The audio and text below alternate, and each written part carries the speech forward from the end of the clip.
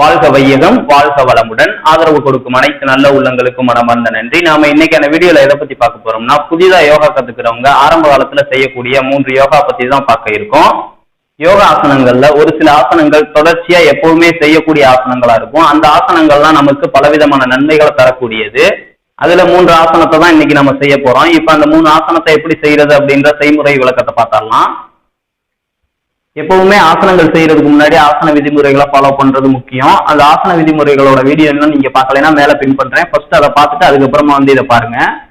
First நாம பார்க்கக்கூடிய ஆசனம் சர்வாங்காசனம். இந்த ஆசனம் படுத்த நிலையில செய்யக்கூடிய ஆசனம். இப்ப நான் படுத்திருக்கிறது போல படுத்துக்கங்க. உடல் தளர்வா இருக்கணும், மூச்சு காத்து இயல்பா இருக்கணும். கால்கள் ரெண்டையும் சேர்த்து வச்சு அப்படியே மெதுவா தூக்கணும். கழுத்து தலையெல்லாம் தூக்கக்கூடாது. இடுப்போட பேலன்ஸ்ல கால்கள் மட்டும்தான் மேல தூக்கணும். 90 டிகிரி கோணத்துல நிறுத்துங்க. 3 மூச்சு காற்று அளவு நேரம் நிக்கணும். இந்த பயிற்சியை நம்ம செய்கிறது மூலமாக தலைப்பகுதிக்கு அதிக ரத்தத்தை பாய்ச்ச போகிறோம். இதனால நமக்கு ஞாபக சக்தி, மன ஒருமைப்பாடு, நிதானம் அதிகமாகும். இப்ப கைகளோட உதவியோட கால்களை இன்னும் மேல தூக்க போறோம். இடுப்பு பகுதிக்கு பேலன்ஸ் கொடுத்து அப்படியே மெதுவா தூக்குங்க.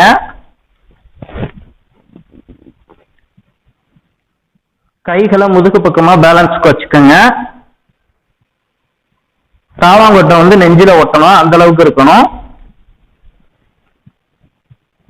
உடலை எந்த அளவுக்கு நேராக்க முடியுமோ அந்த அளவுக்கு நேராக்கி ஸ்டெடியா நிறுத்துங்க. இந்த நிலையில 30 செகண்ட் அப்படியே நிக்கணும். இயல்பான மூச்சு காத்துல தான் இருக்கணும். தைராய்டு கிளாண்ட்னு சொல்லக்கூடிய விசுத்தி, இது நமக்கு 5வது சக்கரம். இது தொண்டைக்கு கீழே அமைஞ்சிருக்கு. இது ஆக்டிவேட் ஆகுது இந்த பயிற்சி செய்யறது மூலமா. பஞ்சபூதங்கள்ல இது ஆகாயத்துக்குரிய மையம். இந்த பயிற்சியின் பயனாக நமக்கு தைராய்டு மற்றும் பாராதைராய்டு சுரபிகள் ஊக்கம் பெறுகின்றன. இதனால் சாப்பிடக்கூடிய உணவின் அளவு குறையும், ஆனால் உடலோட சக்தி குறையாது. ஆகாசம் பற்றிய தெளிவான அறிவு நமக்கு கிடைக்கும். கால்களோட கட்ட விரல கண்கள் பார்க்கணும். 30 செகண்ட் முடிச்சோன்னே மெதுவா அப்படியே மூச்சை இழுத்துக்கிட்டே கீழே கொண்டு வரணும்.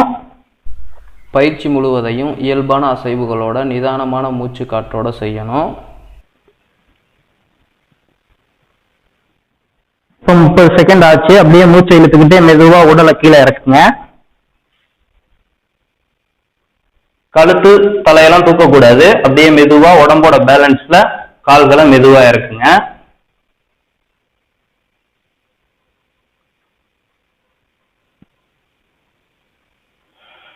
இப்ப 30 செகண்ட் ரிலாக்ஸ். இதே போல 3 முறை செய்யலாம். இப்ப அடுத்ததா பார்க்கக்கூடிய ஆசனம் ஹாலாசனம். இதுவும் படுத்த நிலையில செய்யக்கூடிய ஆசனம் தான். உடலை தளர்வா வச்சுக்கோங்க. மூச்சு காற்று இயல்பா இருக்கட்டும். இந்த ஆசனம் செய்யும் போதும் கழுத்து தூக்க கூடாது. இப்ப மூச்சு காற்றை வெளியேற்றிக்கிட்டே கால்களை தூக்கி தலைக்கு பின்னாடி பக்கம் வைக்க போறோம்.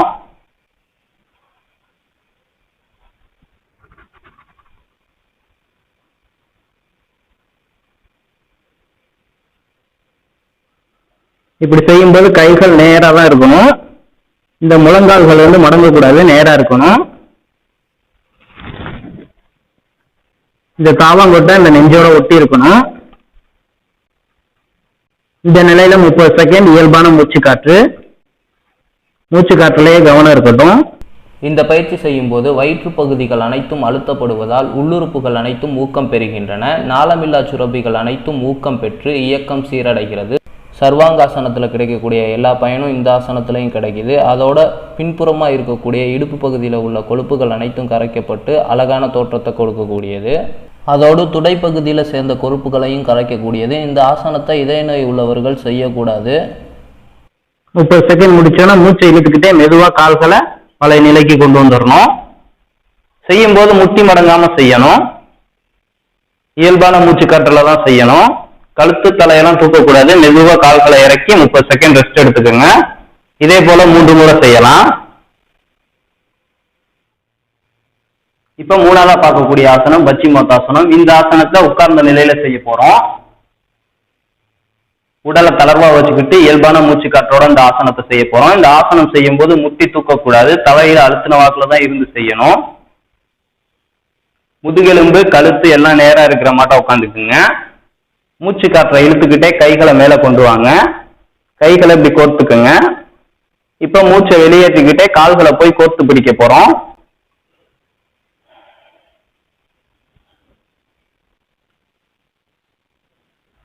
தலையை தூக்கி நல்லா ஸ்டிஃப் கொடுங்க.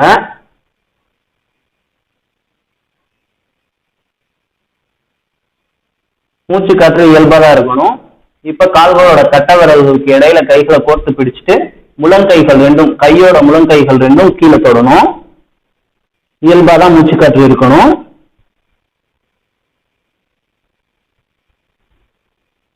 மெதுவா மூச்சு வெளியேற்றிக்கிட்டு முழங்கால தலை தொடணும்.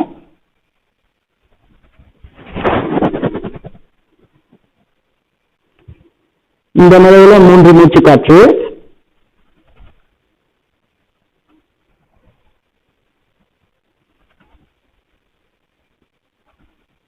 இப்ப மூச்சு காற்று உள்ள இழுத்த வாக்குல மெதுவா பழைய நிலைக்கு வந்துடணும்.